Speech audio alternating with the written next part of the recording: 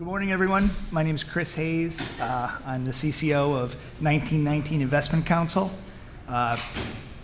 We are a small advisor based out of Baltimore, about $15 billion under management. First of all, I want to say thanks to the IAA, thanks to Sanjay for helping us get this all set up, walking us through the prep. We look at this as being very collaborative. We're really hopeful we get a lot of questions. We have some talking points, but this really only works if we have some back and forth. So I'd like to introduce. Hi, I'm Peggy Lebert. I'm with Avalon Investment and Advisory in Houston. I'm the CCO there. I'm also the CCO of a very small broker-dealer. So Avalon Wealth Management, which deals only in private placements. We're about a $9 billion firm. I've been in the advisory world, I guess, since the early 90s, and the brokerage world before that. Our firm is about $9 billion in assets under management and advisement, and we primarily are high net worth, but we also have private funds, a smattering of institutional sub-advisory, and we are also expanding our platform from being strictly in-house SMAs to rolling out a third-party platform. Jacob Smith, I'm the Principal and General Counsel and CCO at Luther King Capital Management in Fort Worth. We manage around about $18 billion in assets under management, largely separately managed accounts, but we also have a registered 40 Act fund complex that we manage as well. We have about 10 private investment funds, which are a combination of just kind of long duration investment partnerships as well as some private equity funds. I've been here for about 15 years, and before that I spent a couple of years in the Division of Enforcement with the SEC out of the Fort Worth office, and prior to that was in private practice in Dallas for Haynes & Boone for about 5 or 6 years. Great. So thinking about the panel and thinking about sort of context here, we're thinking the majority of you, and we're going to ask some questions as well, the medium-sized firm has a dedicated compliance function. That function may be one person, 3 people, 5 people. There's some technology backing it up, but it's multi-hatted. You're doing other things. You may be the CCO, but you're involved in operations. You're involved in other things. We understand a small firm, it's often the CCO might be a CCO, trader, portfolio manager. This is more, we're focused on the idea of a medium-sized firm has a dedicated compliance function. So we had a few threshold questions to get a feel for the crowd. First of all, how many of you are dual registrants, have a broker-dealer or some other? Okay, so not a huge group. I'm assuming many of you are CCOs or some compliance role. How many of you also serve as counsel, some form of general counsel? Okay, so that's a bigger audience. And how many of you also have oversight of pooled vehicles? Whether it's a mutual fund, a private fund, because that obviously. That's a compelling group. Because I think that also brings in a lot of other issues, whether you're serving as the mutual fund CCO as well as, the advisory CCO. You're also dealing with Form PF. You're dealing with a different reporting structure, different reporting timeline. So I think that's an area we can sort of go into more detail. Good. All right, so the first thing we wanted to talk about was probably the biggest issue in the compliance world is sort of the business compliance balance. Ensuring that you're not blocking business, but you're also helping the business bring things on that are appropriate for the firm. So Peggy, any thoughts on your firm, how we balance that?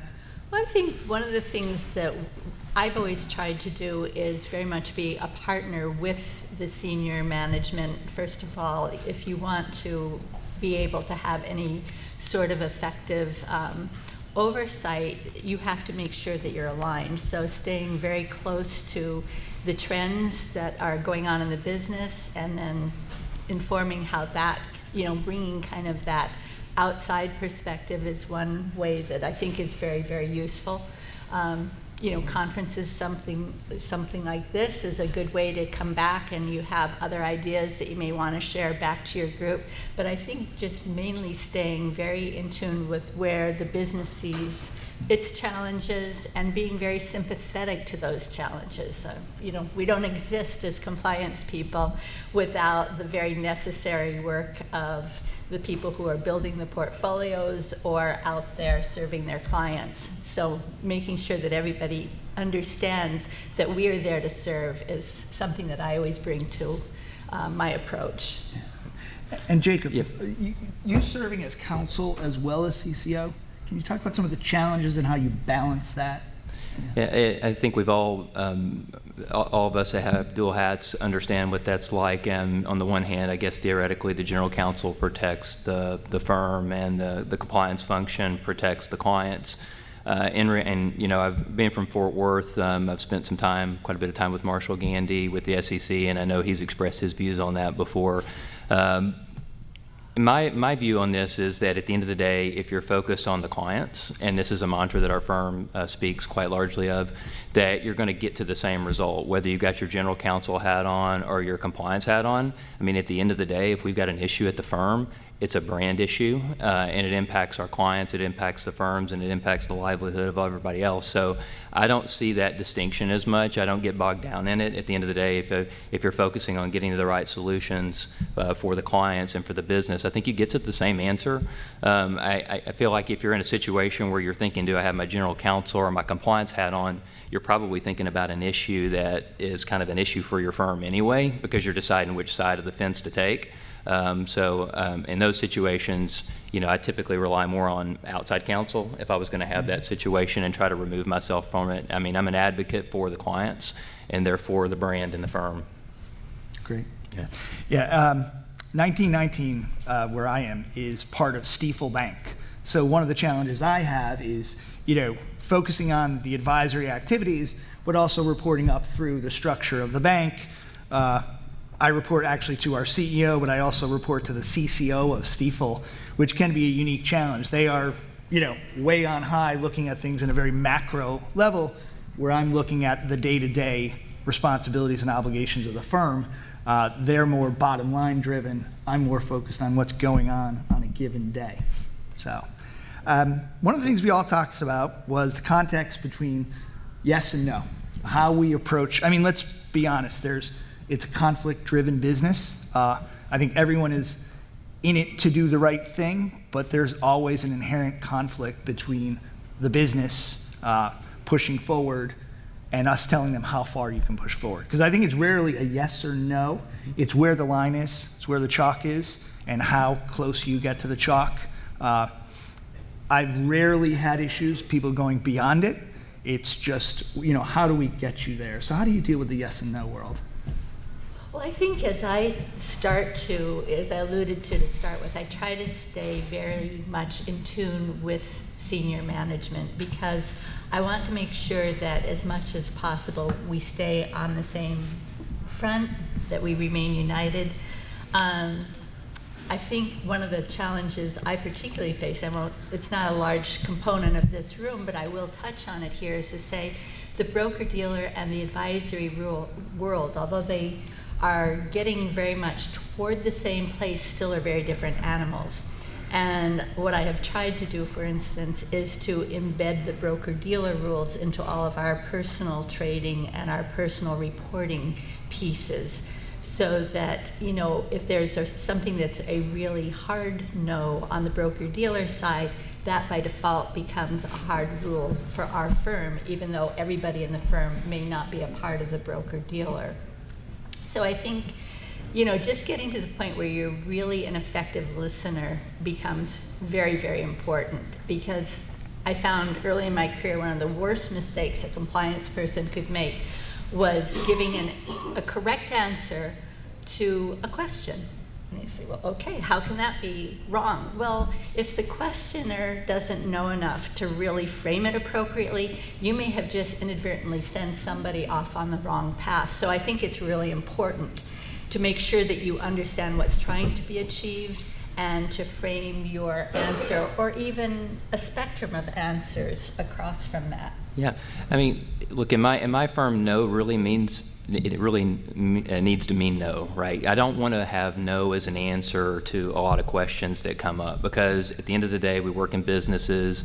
The leadership of the business, that's what they get paid to do. They get paid to evaluate risk, and certain risks are acceptable and certain are not.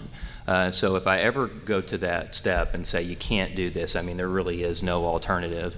I think the better CCO it tries to be a partner with the business. I know, okay, so how do you get a seat at the table? There's a lot we can talk about there.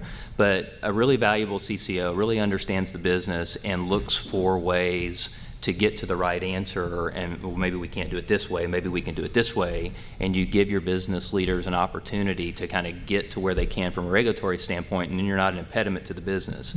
The reason I think that's really important is because then you're viewed as being aligned with the business and a solutions-oriented person.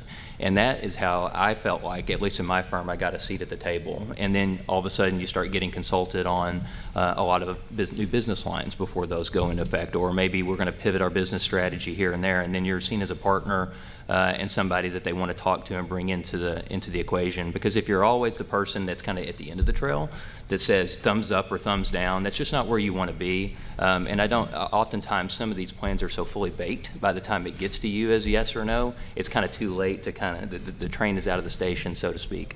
So it's kind of earning the business's trust, and I think you do that by being a solutions-oriented person and helping them navigate to the answer that they ultimately wanted to get to within the compliance of the regulatory framework. Good. And I want to follow up on something Peggy said that I think is always a challenge. That was really a good point as far as, are they asking the question you think they're asking? I tend to do a lot of what I call drive-bys. You know, somebody sends me an email, and I have a canned answer. I know but I don't know if they know what their question is. So, I mean, I always suggest in person, if that's possible, a phone call, because I have had many experiences where, okay, that was not remotely what you were asking, and I would have given you the wrong answer or the answer to a question that I misinterpreted or they miswrote. So, I mean, I always urge people, reach out, call, stop by the office, say, okay, what are you really looking to do? What's your end point here? That's, to me, one of the big dangers in an electronic world. Email can be misinterpreted. We all know, an exclamation point or a capital, does that mean something different? Mm-hmm. What are they getting at? So, I always urge slowing down. I always jump on an email, respond, and a lot of times I'll just sit back and say, okay, let me make sure I'm answering what they really need. Mm-hmm. So I think that's a huge risk. Okay. I think that's true too, but I think that the no means no is a really important takeaway too. If you use it sparingly, it will mean more when you really have to say it. And I guess part of my perspective was also driven by, I think when I joined the firm 15 years ago, the compliance rule was new. Somebody else was in the role before me. They really didn't have a lot of legal compliance training, and the answer oftentimes was no, just because that person didn't really understand. To your question, what questions were being asked or understand the rules, and so it got that response got diluted a lot, and so I think you kind of earn that trust back with the firm. Yeah, and I just want to reemphasize, my colleague, and I don't know if she's still here in the room, but my deputy CCO has a phrase of saying, we don't want to be the road bump at the end of the decision-making process. We want to be in early enough that we can kind of help shape things, because by the time a process or a new vendor, a new whatever it is, by the time it's all ready to be rolled out, I think there's a natural urge to say, well, compliance is going to, they'll just come along and they'll make a few little suggestions here and there. But if there's something fundamentally flawed, you want to get at that right away and help shape the process so that you're not coming along as a Dr. No at the end because somebody's gotten themselves sideways. Yep. Great. Management interaction. Obviously, we need to be heard. We need to have a formal way of getting to the decision makers. I consider us as providing advice. I don't consider us necessarily decision makers, or we're very rarely a decision maker. We're collaborative, we're giving advice. How do you interact with your senior management? I can tell you, I have a weekly call with our CEO, which once a month lasts an hour, otherwise generally lasts about 2 minutes, asks how the weekend was. but it's that contact, it's that consistent access. Now, obviously we have access on the fly, but I want his, his ear at least once a week, even if there's nothing to really do. I guess ours is very informal, I would say. We tend not to have a lot of meetings. The one thing that I find very valuable is every Friday morning, I meet with our chief operating officer, the president of the advisory firm, who is also the FinOp for the broker-dealer, and the chief investment officer, and our general counsel. And we kind of take up together anything that may have come to us separately through the week, as well as kind of give updates on ongoing projects. So I think that weekly sort of check-in with those people is very critical. We currently have we're reorganizing our management structure. Until a couple weeks ago, the management structure was such that I actually sat on the management committee. It's now been slimmed down with some new people coming in, so we'll work our way through that. But I think also sitting in the Fort Worth area for Marshall Gandy, who's very clear that he believes that compliance should always have a seat at the table, whether it's just a metaphysical presence if you're not actually there, but having the contact back and forth is critical. And you'd be well served to make sure that that your points of view are heard early and often. Yeah, I mean, we're largely informal. We're all on one floor, but we do have other offices, kind of branch offices, and so we do communicate a lot by email in our firm. But when I'm thinking about senior management, I think one of the effective tools that I've had is sometimes just taking the time to write a memo about what you're doing and sending it to senior management, because they really don't know, I think, a lot of the times about because we live this job, you live this job, you know what you're doing every day. Be your own advocate, write up, generally what you're doing, and it doesn't have to be always your annual compliance review when you're presenting it. I mean, management teams like to hear, they like communications, and then they can get to that memo and kind of read it, or whatever communication tool you think is effective for that, but they can get to it on their own time. They're busy, they've got short attention spans, everybody does, and so trying to find an effective way to kind of get your message out, what you're doing, kind of the things you want to talk about in a way that they can digest it on their own time, I think is good. It's really hard with the markets. I mean, look at the markets over the last week, right? You're gonna grab your CEO right now? Of course not. So, but I mean, give them something that they can digest on their own timetable. It has worked for me. Good. And is the memo, are you writing that from the GC perspective or from the CCO perspective? It's from the CCO perspective. I mean, if I've got sensitive issues like that, I don't want to have them, of course, have it on memo, or if it's that, I'll go to the outside counsel to do that. It's just more of an update. Hey, here are the things that we're working on. Here are the things that we may want to talk about soon, kind of long-term, short-term initiatives.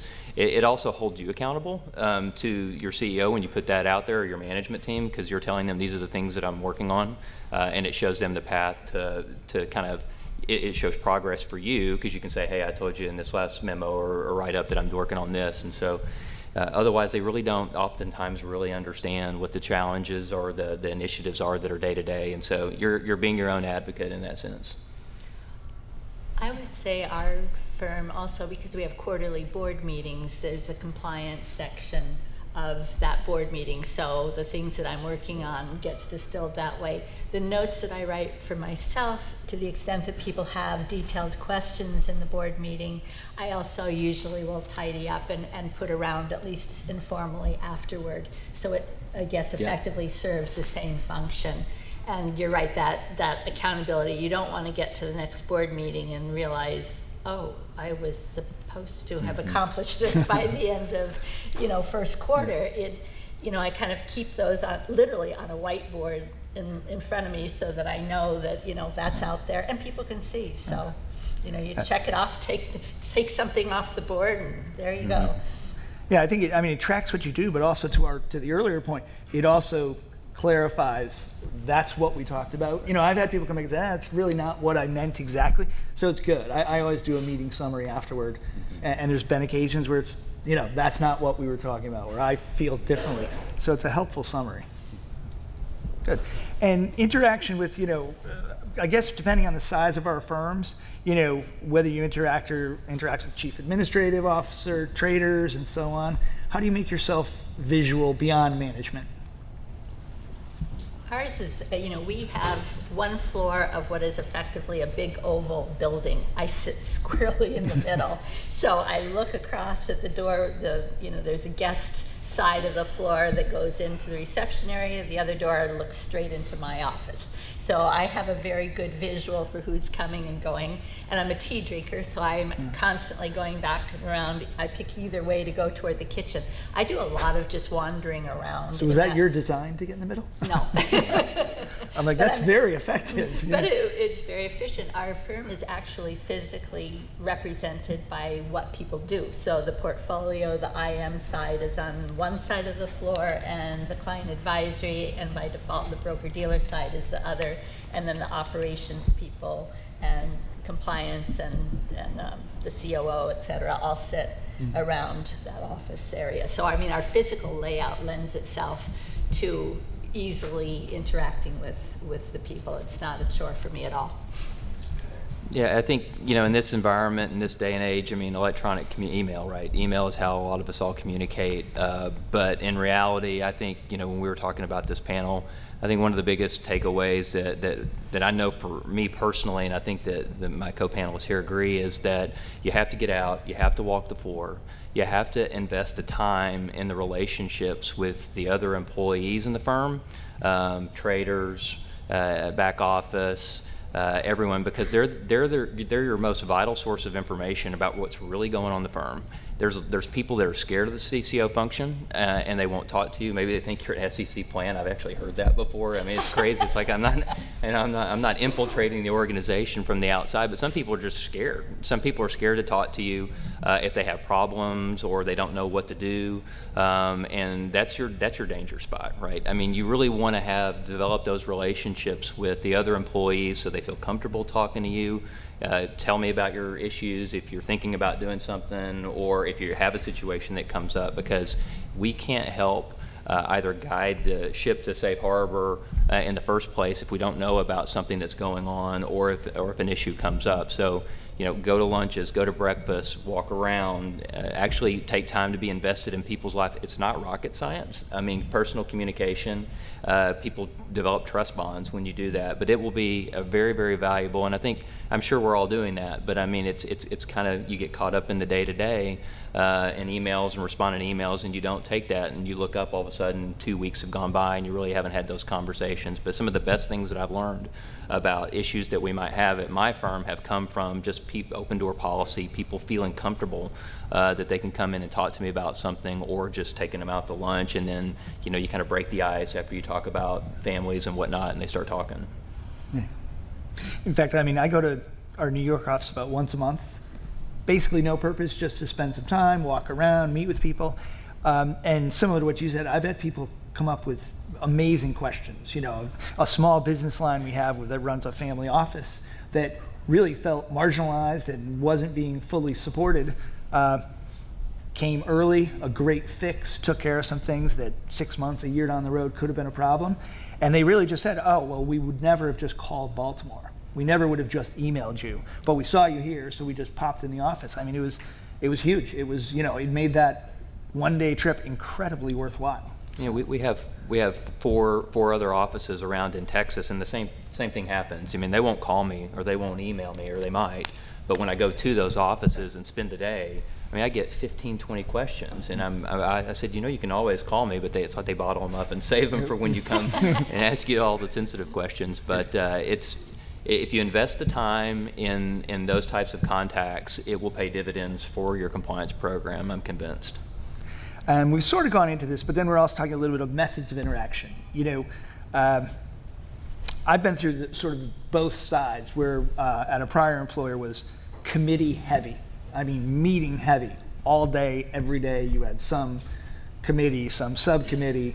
Then there's, the drive-by, the walk-by environment. How do you balance that? I mean, at your firm, committee heavy, or?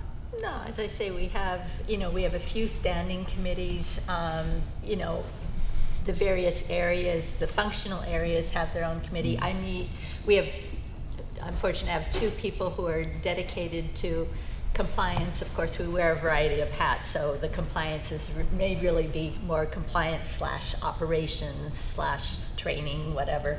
But we meet twice a week, formally, and then we all sit in very close proximity. So I would say, we try to keep whatever we do in a formal meeting pretty much focused toward making sure that anything that I just heard from the operating committee or from the management committee gets relayed appropriately to the people who work with me so that we stay on the same path. I don't want people, I would love it so that if something happens to me, I want to hire people that I think could replace me. It's challenging in some ways because you get people who are maybe a little, they want more challenge, but I think that ultimately serves very well. You get people who really want to be empowered, and that way if something does happen, I had my hip replaced a few years ago. I was out for 8 weeks. I think the SIPC payment got made late, but other than that, everything went just fine. So, you do have the dividends of if you train and teach working well. I think that goes a long way. I like having more committees. Why? Because then I get the business side engaged in what I need them to be engaged in, right? So if I have a brokerage committee, I want a portfolio manager. I want somebody from our IT. I want somebody from the back office, because I need more people buying into what we're focused on, and because if I don't have that committee, then they're just looking at me just to do it, right? It's your responsibility. That's compliance, and you take care of that. So I want more people around the table aware of kind of the topics, the regulatory topics or the business specific topics that I think are important. So, because you never know who they're going to go talk to right after that meeting. So we have a brokerage and compliance committee. We have a cybersecurity committee. I'm sure most of the people in the room have those as well. But we have investment committee meetings. I'll sit in on those. So the more present you are and the more people that you're bringing in outside of compliance into those meetings, the better chance you have to educate them on things that are germane not only to your firm, but just things that are in the regulatory environment of which you want to make them aware. And it sounds like you set those committees Yep. up. I participate in ones that are. The problem already is when you up. set something up, you end up owning it, right? So, And so, I end up having to drive the committees and set them up quarterly, and that's okay. I mean, again, they're a really useful tool and communication forum for me, and so it's worth it. So maybe that's a takeaway there. If you have these standing committees that you're not part of, maybe you need to find a way to get yourself at least in, maybe it's just to listen, to take notes, bring the cookies, whatever it is that you initially get your foot in the door, and then you can start to add value. And if you don't have those committees, well, you've got a good You just set 'em up. example here. For you, Jacob, you can just start them and then beware. You're going to own what you created. That's true. So. Yeah, it's helpful to be in the room, period. So I think getting yourself in the room is key, even if you are not a vital participant. Just being aware of what's going on. I think one of the challenges I faced as well is committees that don't have a real focus. We had a investment policy committee. We're a relatively small advisor. The kit was, I think, 180 pages a quarter. And what it really was just a historical, let's add this, let's add this, let's add this. So one of the first things I did when I got there, can we look at the constituency of this committee? And can we look what it's trying to accomplish? It was everything. It was, portfolio management, brokerage control, proxy, and I do think, you need to leverage people's time. I want them vested, what this meeting matters to you. This is vital. Let's have an outcome of the meeting. So I think that's the balance when you have over committees or too much, making sure you have the right people, you're leveraging their time, and you have an outcome. At the end of that meeting, people know what the next steps are. I think that's an important thing. I think that's important because, I think what I found is over time there's been good buy-in. So the other people that are on that committee, they actually participate and help drive some of the workflows as well. It's not, I say I set it up and maybe I'm spearheading and thinking about the direction of things we're going to talk about or setting up the agenda, but other people are participating as well and they're taking ownership, and that's really the goal, right? You don't want them in there just listening and just nodding their hands, checking their phones and stuff like that. You actually want them engaged and to be thinking about things and doing takeaways. Good. Now Next topic we wanted to go into was training and testing. And we had a very healthy conversation about this because I've had some unique experiences. I've only been in my role at 1919 since August of last year.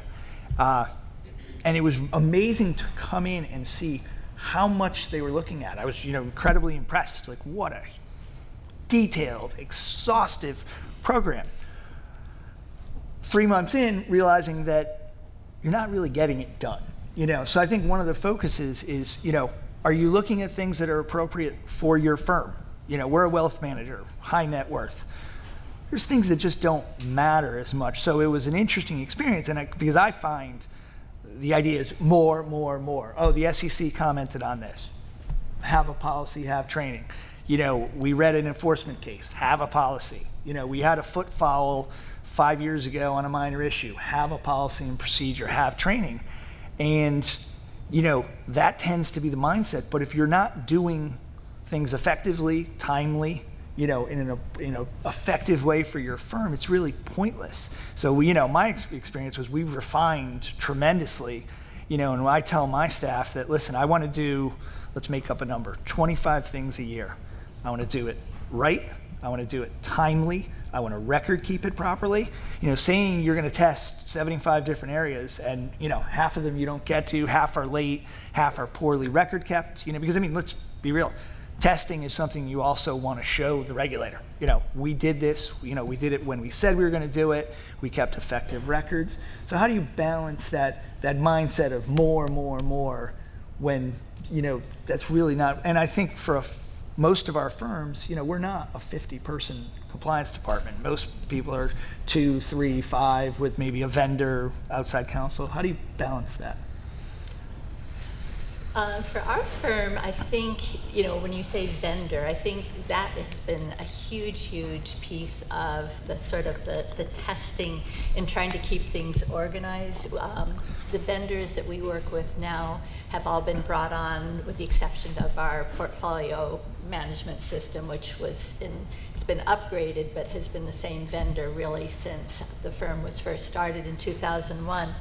But all of the other outside ones have come on in the last few years. We've migrated from being a very paper-intensive, and I used to call it filed in friend order, just because we're very family, we have families, so people would know all of the limited partnerships or limited liability companies. They would know, if it's this name, it belongs with this family. Well, if you come in as an outsider, that hierarchy is not obvious.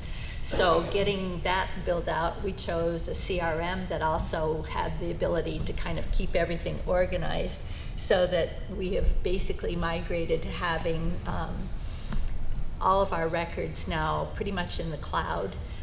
The challenge is that some of the CRMs do not make themselves in the read once or write once, read many worm requirements from the SEC requirements from years ago. And then, of course, if you're a broker-dealer, you have to have a 90-day basically permission period built in before you can even engage one of these. So I've made sure to partner with vendors that can fulfill that. So in addition to our CRM having a lot of the data, we actually take screenshots, make PDFs of it, and keep that as part of our Know Your Customer files. We've partnered with another firm to do our OFAC checking and background checking. So that's all kept in there. And again, it's put into PDFs, and we've got it in a storage system that is one that the SEC will, recognize, and they will write a letter saying that, if we became a bad actor, that the SEC has the right to go to them directly, which is essentially what that letter says.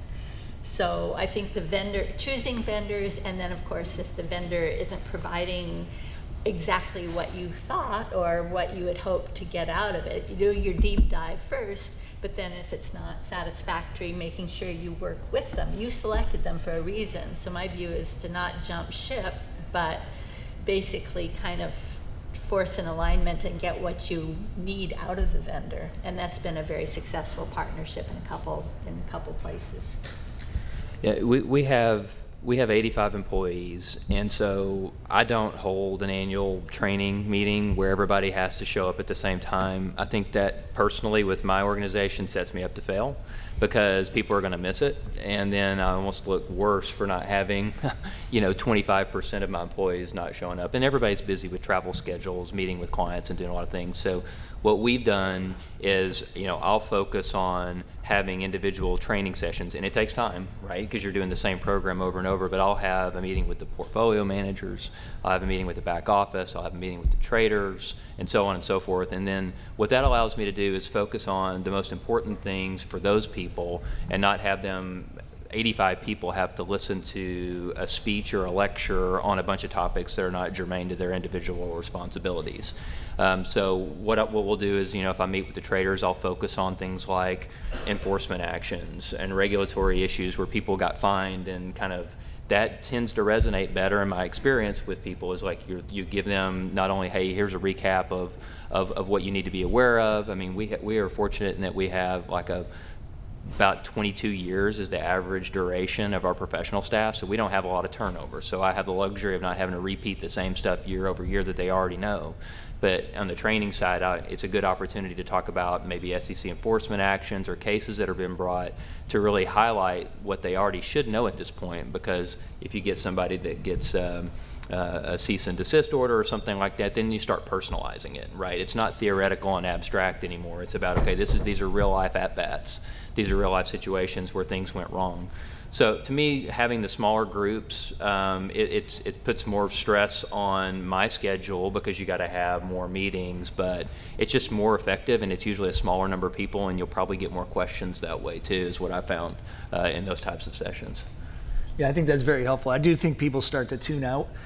What we've implemented is a program where if you've been with the firm less than 5 years, you go through the whole training, you listen to me talk about custody and so on. But for more senior employees, it's more of a self-serve. They do 3 electronic training sessions through the bank. Stiefel offers that. And then I offer specific topics, similar to what Jacob was saying. We'll talk with the portfolio management team and client service about like elder abuse, things that are timely. Talk with operations about cyber, because I absolutely agree. People, I've had people come to me and say, listen, I've gone through this 25 times. I know custody, I may not be an expert. I know not to take a check. Please don't make me sit through that. So I think you get a more pointed response. You get more activity when you direct it to those specifics. And I totally agree, Jack. The enforcement actions are huge. Just giving an example, this really can go wrong. I sit down with our traders and talk about, or errors that weren't corrected properly. I mean, that's real for them. Me sitting opining on best execution, they know best execution. They don't need that. They need to know what can go wrong. But to go back to the vendor question, the one thing I wanted to get some feedback on is, how do you determine what you're not an expert about? Because that's one of the things you struggle with. The firm assumes they know what they can and cannot do. How do you decide when to outsource something? And I can give you a very specific example. We've had best execution reporting. We have a long tenured trading team, but the content just wasn't there, and it was very hard to convince them. I know you love this report. It's great. It's worked for 20 years. It's not up to standard today. And we eventually got them to outsource it to use a vendor. But how do you coax that process? I don't know. I mean, some of it, and maybe we should turn it over to you. Does anybody else have a good idea here?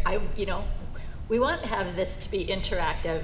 Has anybody brought on a new one? I mean, sometimes we have one vendor that does email review of our broker-dealer subsidiary, because in our first broker-dealer audit, we were told that, well, since I, as a CCO, am a registered principal of the broker-dealer, who's reviewing my email? Because I do email for our shop, and in discussion this morning, both of my colleagues here do the email review. So I think, if hopefully you have people that are open-minded enough to realize some of the new things, I guess maybe going to some of the different vendors at a place like this and seeing what they have to do, investing the time and having somebody do a webinar, and then tell them if you're not likely to change, but you just want a different view of something. That's sometimes a way to get a good information handle. But you always have to be able to show people what they're going to get in it for them. Maybe they're spending 3 hours generating something that a vendor could do for them in 15 minutes. I mean, that's very appealing to most people, not to have to do a repeated task that's a big, time suck and isn't all that beneficial to them. Yeah, I mean, as it relates to, well, I guess there's a couple of things, right? So first thing you do is if you're fortunate enough to have an IT director at your firm, invest time in that relationship, because that person is very, very good at being able to train you and tell you about the capabilities of your existing things. Because I'm going to come at this a little bit different angle, just from the perspective of we're all under cost constraints, right? We're expected to do more with less, and if you can take an inventory of what you currently, what functionality you can currently get from your operating management or your order management system or things like that, getting the most utilization out of an existing platform is obviously the most important thing, or the compliance reports or things like that. So your IT person, your IT director on staff is going to be a gold mine for telling you, because they understand those systems more than you do. And so we do that. There's other things that we necessarily outsource, whether it's email archiving and stuff like that. A side note is when we talked about, in terms of surveillance and stuff like that, sometimes some of the, just a practice point, or some of the best information that you're going to get about what's really going on in your firm is doing these reviews of your emails, because it's shocking. You can tell people, hey, you should have no expectation of privacy with your emails, but people will say some unbelievable things on email. But I would also say, in terms of like new things that you want to ask for, you have to approach it like a business person. What's the ask going to be? What's the cost going to be? Can you leverage more benefits just out of compliance? Does it have a portfolio management aspect tool to it? Does it have some kind of back office aspect to it that it's just a lot easier to sell that. If you can show multiple paths to how the technology being deployed will be beneficial to the organization outside of just compliance, because it's a tough ask. It's tough to go and say, I need this particular compliance software if it's going to be X number of $1,000s a year. I mean, because you're making a big statement, right, to the business side if you're going to go ask for that. And it may be exactly what you need, but think about other ways it can be utilized throughout the firm. Yeah, that's a good point. Yeah, it's interesting, the IT point. I am amazed at how much time we spend collecting information and the disproportionate amount of time we spend analyzing. Chasing the information for a day to spend an hour reading it is really not effective. So I think technology, IT can be a huge help. To my earlier point of doing a certain amount of things and doing it right, you're wholly dependent on getting the data, getting it in an effective, readable fashion. So I think your IT point is really good. That is a valuable person. Let's go a little further on email. One of the things we've struggled with is the proliferation of different ways to communicate. Social media, email, personal email, text, Bloomberg messaging. How far do you guys go? I mean, I don't think it's a completely controllable situation. You have to rely somewhat on your staffers, but how do you guys monitor that? Or do you? We do. I mean, I have searches that I have devised for our email where I will pick out and I will point toward people who are like hopping over to their personal email to discuss something further, or, I've just sent you a text and it's clearly not in the context of, oh, I'm running 15 minutes late for our appointment.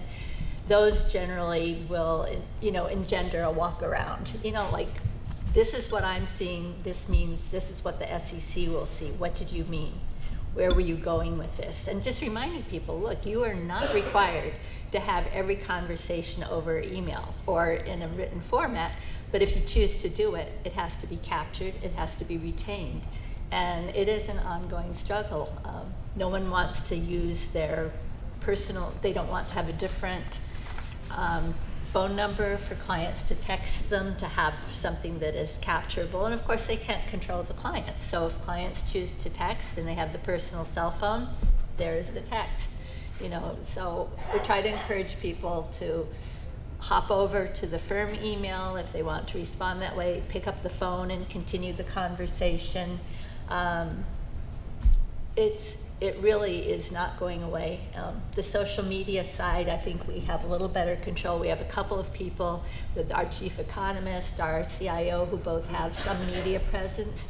They pretty much have carte blanche to, because they know the rules so well, to do whatever they do. I don't expect them to tell me if they're going to be on getting up at 3 o'clock to go on a CNBC conversation. And they're captured. We have a LinkedIn page for our firm. We don't use Facebook. And we try to keep things more static when possible. So I don't think we've got it quite right, and I would say probably most firms don't, but we're trying. Yeah, I mean, this is one of the hardest areas I think that we face. Email, easy, right? I mean, you can archive that. Everybody should know that, at least from your business. Email addresses coming out of your firm's domain. On the personal email side, I don't worry about that as much. I mean, clearly our policy is that you can't conduct business through non-firm email addresses. One way you can figure out if that's happening is if you do email searches or somebody on your team does that, if you just don't see a lot of emails coming out from that person on their firm email address, it probably gives you a clue that something that could be going on through their personal. So that may be one way you could look at that. But for the most part, that's not a big risk. I mean, look, text messages are hard because, I mean, culturally, as that communication medium has opened up, people are a lot less formal on text messages. You say things on text that you wouldn't say on email, and culturally, I just don't think people have really transitioned and respected that as that could be a business communication that could be discoverable. So, I mean, there are services that are out there that'll archive those, but culturally, you probably are going to have you may or may not have a problem with your firm if you tell people, hey, we're going to start archiving text messages. I think the SEC would probably tell you that there's an expectation that you should if you're conducting business there. I know that there's been some guidance that's come out, and I'm looking at it from the investment advisor's situation, not the broker-dealer situation, which is a completely different game. So we train our people that we shouldn't be conducting business types of things or business types of communications on text messages. So it's a little bit tough area to navigate, I have no doubt, and I'm sure you've encountered the same situations at your firms.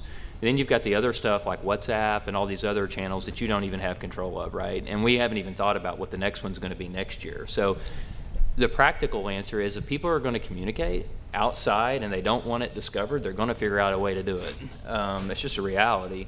And so you've got to figure out ways to, try to, respect the regulatory requirements and make sure that you're making an effort there. But that tends to be a hard one for me because I know that if somebody's determined to do something, they're going to do it. And so I'm trying to show some compliance towards the rules, especially if they get examined. I don't want to have no policy on it or show no efforts to review that stuff. But I think your time's going to be better spent probably training people on being careful with their communications and talking to them about trying to get them off of trying to do things, or approaching you, I should say, in the first place with those types of things. And I find It's just a pragmatic answer. I think everybody in this room probably has this problem, whether they'd like to admit it or not. The newer the technology, the more cavalier the communication. Yep. It's like a sliding scale. Email, people think. Text, a little more cavalier. Bloomberg messaging, I've read things that would just blow your mind. Right. Did you really say that in a professional context? But it's the assumption that no one's looking at it. So, did you have a question? I did. Do you, so for the applications that, there's one, and I can't remember the name of it right now, but there's one that is mostly used in Asian countries as an alternative to email or text messaging. And so the pushback that we got was, this is the only way to communicate, and there's no way to archive it. So we just defaulted to getting a certification or screenshots of the business communications for our records. But are other folks getting certifications like that as like a default, like we're not using text messaging or? So what we do is we just have a quarterly compliant. The question was, I think that there's some alternative communication systems, maybe through Asia, if I understood that correctly, and it's not capable of being archived, and so they'll do screenshots. And the question is there a certification system, if I understood the question correctly? Do we require certification? So what I'll do is, our electronic communication policy gets distributed out. So we'll do our certifications quarterly online, right? So it goes out, so I can attach policies. And so I attach my electronic communications policy, and it goes out to all the employees with a certification that says that you've complied with that. So yes, I'm doing it. We used to be paper about 10 years ago, and that was so unwieldy. So now we've gone to technology, and it's easy for the employee to click the questions, yes, no, and it archives all the responses. So. And another, I mean, you talk about that channel. I mean, we talked about this. There's Slack, there's Teams. I mean, there's all these other kind of new communications channels, and there's going to be more that are coming. And I don't, I'm not smart enough to know what the archival capabilities of those are or not. But I have seen Slack and I have seen Teams. There's a lot to like there, and I'm not advocating for them. I'm just saying you have to be aware of what's going out there, and you have to be aware that people are going to find ways to communicate, and you just have to understand what those are so you can be part of that process. Yes? I was just going to say, like the WhatsApp and those types of like communications, the biggest thing against that really is we have no administrative control of that, right? Mm-hmm. So like email, you can, if the employee terminates or whatever, you have complete control of that. But like, outside communications like we were talking about, that's something we don't allow. We also are now archiving Teams. It was not easy to do, but we've been doing it for like the last 2 years. And just the whole archiving of social media, email, instant messaging, all that. I'm sorry, this is a long way to my question. But we, it used to be like, and currently we're archiving everything infinitely, right? Mm-hmm. And with the regulations changing, you're almost, you can, if you archive too much, you're taking on that additional risk. Have you all made any changes throughout your firms as far as like how long you're retaining that archive? Oh. Yeah, I changed ours when I got there. It was retained indefinitely, and I chopped it off. Ours is a rolling 72 months for email archive because that's the longest possible time that the email could be required. I'm going to get it wrong, but it's, you basically have to have 5 full years from the termination of the whatever happened. Mm-hmm. So depending when in the previous year, 6 years, the 72 months will pretty much capture it for the email. We're just starting on Teams now, so I may be reaching out to you for advice. So we have the similar 6-year, but you raise an interesting point about the employee that leaves. Yeah. That's gone. Yeah. That information is gone, and I mean, I certainly hope not, but there's tremendous risk if you had a bad actor that you're not going to recover it until someone else does. Yeah. And then you've got a huge problem. They've got that personal. Yep. On their yeah. system. I can't go to your Yahoo email and see who you're communicating with. I mean, if they're a registered person, then they're at least responsible to the regulator for a 2-year period. They sign off when they get their U5 that, you've got to keep your address current because guess what? If there's an issue, we're coming after you. Hopefully you don't have any, bad actors. You just have careless people that need to be reined in a little bit. But we archive everything indefinitely. Probably shouldn't, but we do. And it's just, frankly, I don't know if I want to take the time to figure out what can be disposed of. I know what the retention rules are. I know what the periods are, but I don't want to get second guessed on something getting deleted that shouldn't have. And it's just, frankly, it's just easier. It's just easier to keep it. So. Good question. Yes. Do you just allow Skyping at your firm? I know the SEC is looking at that. We don't right now. But more of it's not prohibited. We just, And did everybody hear that the question was on Skyping? Are people Skyping and allowing that for record retention? Yeah, we don't allow it or do it, but I know that there's one new kind of relatively new application out there that records everything when you do it real time. And so, I mean, I think if you're going to record that, I mean, you probably should assume that it's going to be a required books and record. I mean, it's going to be on some kind of backup somewhere. So. Hi, just moving away from archiving and record retention, have you attempted to place restrictions on certain means of communication? I'm focusing on legal privilege. So if you take a look at Slack, for example, the way I understand it, I'm certainly not an expert, is that people can be added and removed from a channel. So from a legal privilege perspective, that might not be an ideal venue for communication. And I suspect that might be the case with other apps. Not all forms of internal communication are created equally. So have you considered that or attempted to put restrictions? Yeah, we don't use those channels, but I mean, in just terms of legal, like privileged communications to begin with, I mean, so if I ever have have a conversation with outside counsel, I'll have that directly. It's usually by email, and then you put some asterisks on your subject line, privileged and confidential. You want to make sure you do that. But I think when you're kind of wading into like Slack or Teams or some of these other ones, I think it calls into question that. I mean, you have to be really careful if you inadvertently add somebody to the channel that's outside the organization. I mean, you could definitely lose. It's a waiver of privilege. So hopefully you're not having situations where people are they're not coming through you or coming through your general counsel, and maybe you're both, or having those types of communications that are intended to be privileged unless you're a part of that. But I mean, to me, you have to assert the privilege, mm-hmm. and it's going to get blown up immediately by that. I just don't see how that is wide open. And I'm not a lawyer, so I will leave it to lawyers. That was a good I'll question. give you an honorary degree. Great. We are running short on time. Why don't we jump to outside counsel? Obviously, medium-sized firms don't have unlimited budgets. We use outside counsel very sparingly, but there are subject matters that we just have to be smart and say, this is beyond my expertise, or I need that validation on an opinion. How do you manage your outside counsel, if you utilize them? We do use outside counsel, and I tend to use them for, if it's a thorny personal trading or outside business activity question, typically something that somebody forgot about, or it was blessed long ago and it's just continued on without being actually surfaced and recorded. So I tend to use outside counsel for, just very question specific. I don't tend to use them for, at some point we may have a mock audit. In that case, I would go through outside counsel just so there is privilege, and I would work with a vendor and have all of those vendors' responses go to outside counsel and then come back to us through counsel.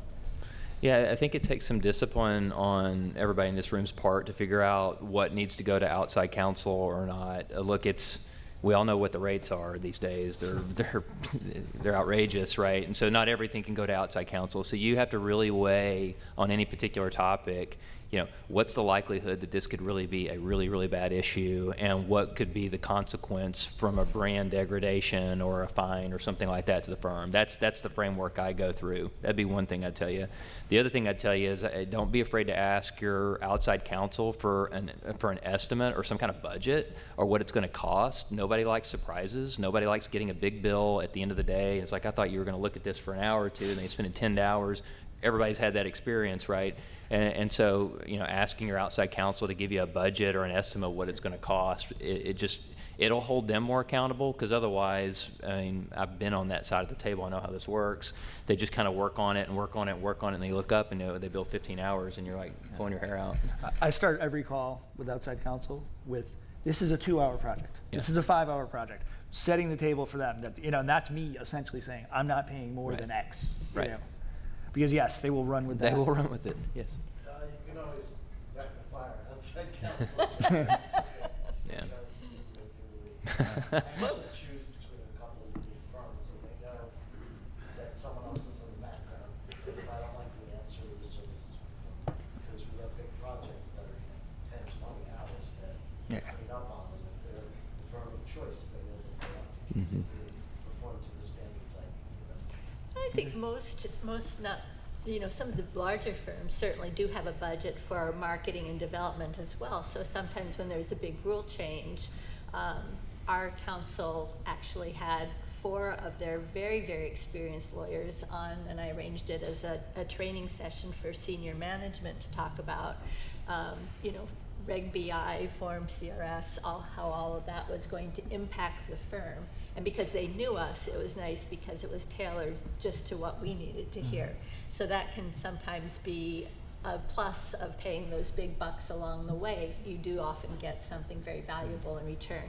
I've also used Counsel for training on particular problematic issues where people just didn't seem to get the concept of, which again is a broker-dealer, the concept of selling away, where you're selling or talking about other people's product. And if you're in the high net worth area, that is an area where you're probably going to have a lot of potential conflictive stuff floating through the ether. So one other point is, this is, I mean, the IAA puts out a ton of great materials. They have their online channels and other forums that you can join. Get involved with your local compliance roundtable or whatnot. I mean, the people in this room have all faced the same issue that you think that you're standing out there on an island that nobody's ever faced. And so I encourage people to talk amongst yourselves, because oftentimes somebody's either had this issue before and they've talked to outside counsel about it, and that's a free resource. I don't think that that's utilized enough. I think people are scared to talk to other people about some of the issues that they're facing, but I've found that to be a very valuable tool for me, is just talking to peers that I trust about things that they've seen, and oftentimes it kind of, you don't even have to go that route where you're talking to an attorney about it. Yeah, the free resources, law firm letters, so on, Yeah. It's a lot out there. Going to outside counsel is usually the last resort, and it's Yeah. something we clearly just don't have the bandwidth to handle. Yep. And often if you've done your homework first, you can then take the one thing that you really can't figure out, or there are two choices that you may not have the foresight to know where they're going to lead you, and then it becomes a much more targeted and therefore more cheap, approach. So. Great. Any other questions or? Great. Are we out of time or no? I think we got 5 minutes. We got 5 minutes? Okay. Proactive management, that's similar to what we were talking about. I think, relying on outside sources is helpful. Technology. Obviously, I think we talked about it earlier, leveraging process, leveraging, because we're in an information-based business. The compliance business is looking at activity very often. Some of it's personal activity, some of it's, comprehensive trading, trade allocation. How do you rely on technology, and what do you see as the future? I mean, I think, well, obviously, we're an information age, so the technology is so interwoven, and even now as artificial intelligence is coming along, I think you have to be aware of the new technologies that are out there. I try to do a very deep dive before we bring anybody on, get the bang for your buck, and, wherever possible, leverage it. So if there are other features that other parts of the firm might utilize, then see what they can do with that, even if there are very few things that I've brought on that are strictly just for compliance. There's usually some sort of feature out that can be used. As a positive example, we brought in a CRM initially, to move from the paper-based to cloud. It was slow in adoption on the business side. So we built it out more for an operations platform, and then after a while, people were so tied into using it, they actually started to inquire. So I think that's one area where you can, try to lure people in, and if it becomes part of your infrastructure, pretty much they're sucked into it, so you have to be careful what you choose. I mean, we got quite far along with a different vendor that was looking at an order management system, and it clearly in the implementation phase we had to abort because it was clear that we had been overpromised and the under delivery was apparent, and we had to cut our losses there. But for the most part, it's good. So I think firms of the size that we are in this room hopefully have some IT resources. I know my firm just now, that I'm with now recently, has made a very big dedicated move to upgrading all the firm's technology. So a couple things about that. Number one is I found over my career that we can use the technology, the software that the business buys for compliance purposes, right? Absolutely. I'm sure that's not telling you anything you don't know. If you have the luxury of programmers on staff, a lot of them have what they create a data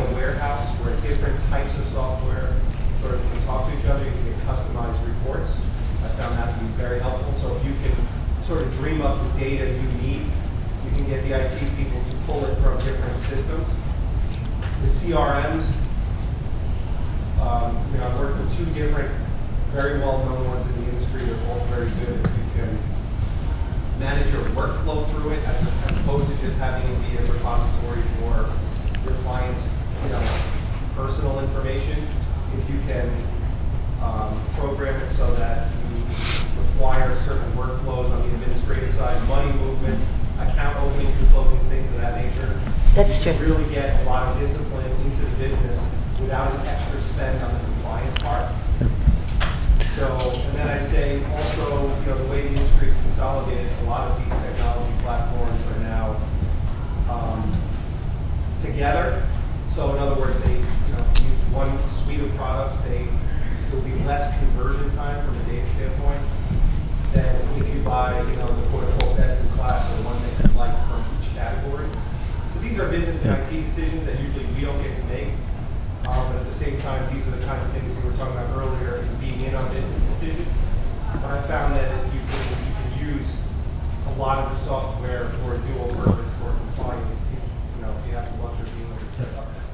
Yeah, so that's helpful. I appreciate those points. One thing I would say on that is the good thing about technology is it makes you more efficient. You've got more tools. The bad news is everything's being captured, and so you've kind of got to understand what's out there. How are you going to review it? I promise you the SEC, and we all know this, they're investing in resources to be able to slice and dice data in ways that we don't have the capabilities for. So I would have the conversation with your IT director, get smarter about what you have, and how can you analyze that data in a way that you can get kind of some reports or some kind of exceptions reporting or something like that can flag risk areas for your firm, because it's out there. You're going to kind of be responsible, or the firm's going to be responsible for being able to do some analytics on it. Interesting anecdote is I'm in the process of hiring a couple people, and in writing the job description, you wouldn't necessarily even know it's a compliance position, because we're really looking for people that have the technology background to pull the information, to distribute it properly, to group it. If you read the description, you'd be like, are they in IT, ops, or compliance? Because we are only as good as the data we pull. And the technology is key, but somebody being able to use the technology, analyze it, is just as helpful. So, I think we're done. Any other questions? No? Great. Well, thank you very much. Thank you for your time. Yeah.